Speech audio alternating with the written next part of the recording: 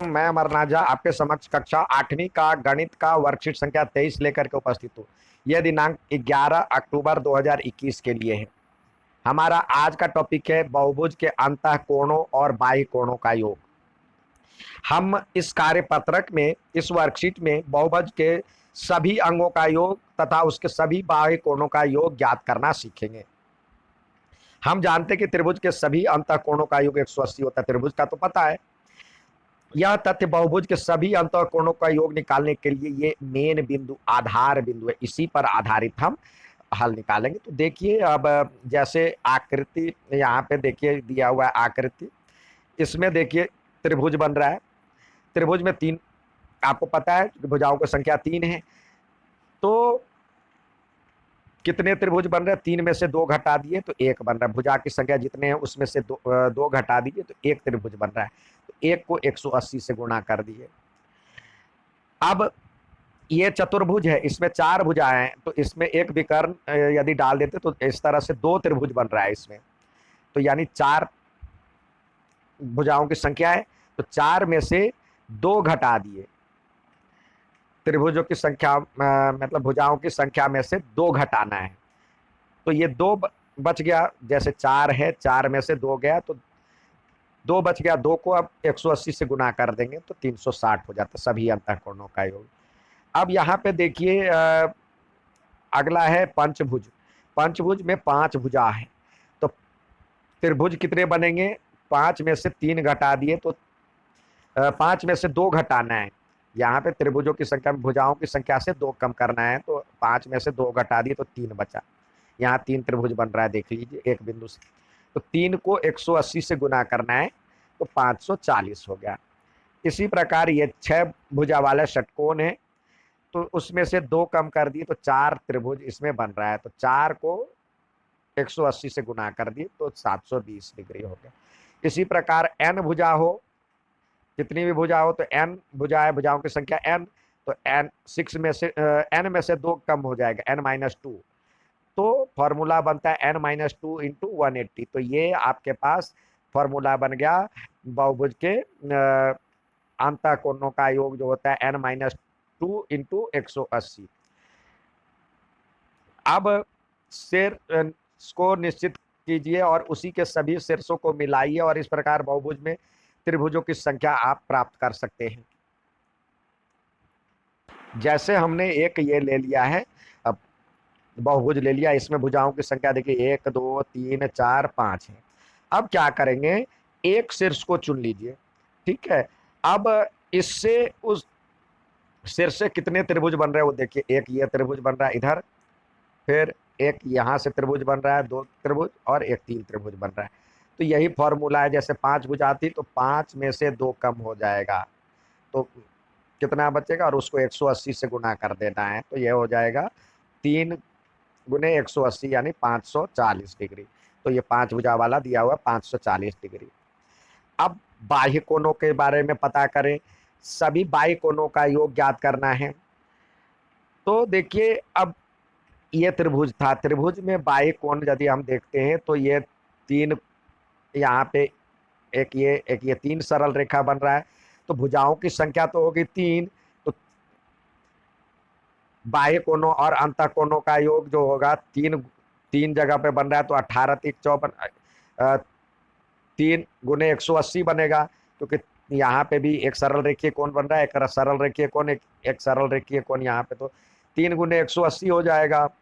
उसमें से अंतः कोण, त्रिभुज का अंतः कोण तो 180 होता है, तो घटा दीजिएगा तो एक्सटर्नल कोण, तो सम ऑफ इंटीरियर कोण घटा दीजिएगा तो ये हो जाएगा 3 गुने 180 में से 1 गुने 180 आ गया, तो ये आ गया आपका एक्सटर्नल एंगल, आ गया 360 डिग्री।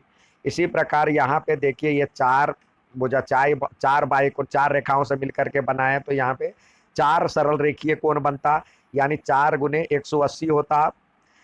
तो बाह्य कोणों का, अंतः कोणों का योग तो चतुर्भुज में 2 गुने 180 होता है, यानी 360 होता है। तो इसमें से घटाइए, बाह्य कोण में से अंतः कोण घटाइए। 4 गुने 180 में से 2 गुने 180 घटा दिए, यानी 720 में से 360 घटाए तो 300 60 हुआ। अब ये पंचभुज, जब 5 भुजा है इसमें, तो 5 सरल रेखीय कोण बनेगा, तो 5 गुने 180 यानी 900 हो गया। और पंचभुज में कितने अंतः कोण बनता है आपको पता है? 3 में से, मतलब n भुजा है, भुजा में से 3, भुजा में से 2 घटाना है, तो त्रिभुजों की संख्या गुने 180 लिखते हैं।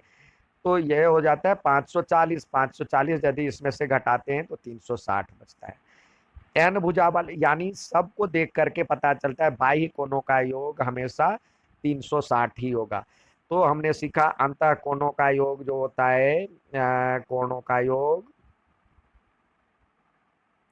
अंतः कोणों का योग जो होता है n-2 × 180, जहाँ पे n भुजा है। और बाह्य कोण जो होगा सबका बाह्य कोण, कोणों का योग 360 ही होगा।